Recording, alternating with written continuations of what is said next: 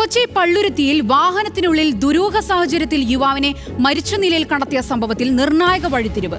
യുവാവിന്റെ മരണം കൊലപാതകമെന്ന് പോലീസ് കണ്ടെത്തി. പെൺസുഹൃത്തിന്റെ ഭർത്താവ് ഷിഹാസ് ആണ് പള്ളുരുത്തി സ്വദേശി ആഷിഖിനെ കൊലപ്പെടുത്തിയത്.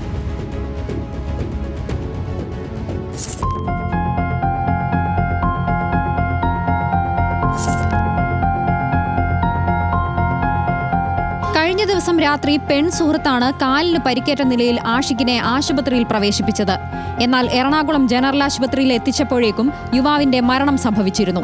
ആശുപത്രി അധികൃതർ നൽകിയ വിവരത്തിന്റെ അടിസ്ഥാനത്തിൽ കേസെടുത്ത പോലീസ് തുടർന്ന് നടത്തിയ അന്വേഷണത്തിലാണ് കൊലപാതകമാണെന്ന് കണ്ടെത്തിയത്.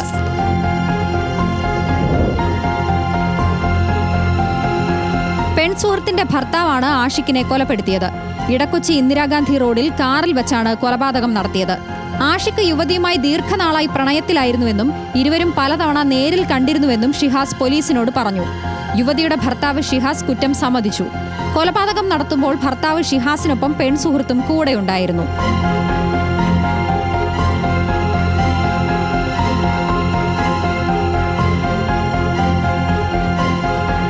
അപകടത്തിൽ പരിക്കേറ്റെന്നും ആശുപത്രിയിൽ കൊണ്ടുപോകാൻ സഹായിക്കണമെന്നും ആവശ്യപ്പെട്ട് ആഷിഖ് വിളിച്ചതിനാലാണ് എത്തിയതെന്നായിരുന്നു യുവതിയുടെ മൊഴി.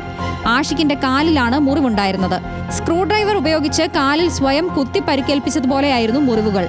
എന്നാൽ ഇത് ആത്മഹത്യ അല്ലെന്നും കൊലപാതകമാണെന്നും ആരോപിച്ച് ആഷിഖിന്റെ കുടുംബം രംഗത്തെത്തി. തുടർന്ന് യുവതിയെയും ഭർത്താവിനെയും കസ്റ്റഡിയിലെടുത്ത് ചോദ്യം ചെയ്തതോടെയാണ് കൊലപാതകത്തിന്റെ ചുരുളഴിഞ്ഞത്.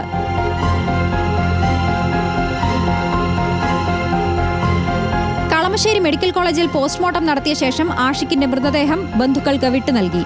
പോസ്റ്റ്മോർട്ടം റിപ്പോർട്ടിന്റെ അടിസ്ഥാനത്തിൽ കൂടുതൽ അന്വേഷണം നടത്താനാണ് പോലീസിന്റെ തീരുമാനം.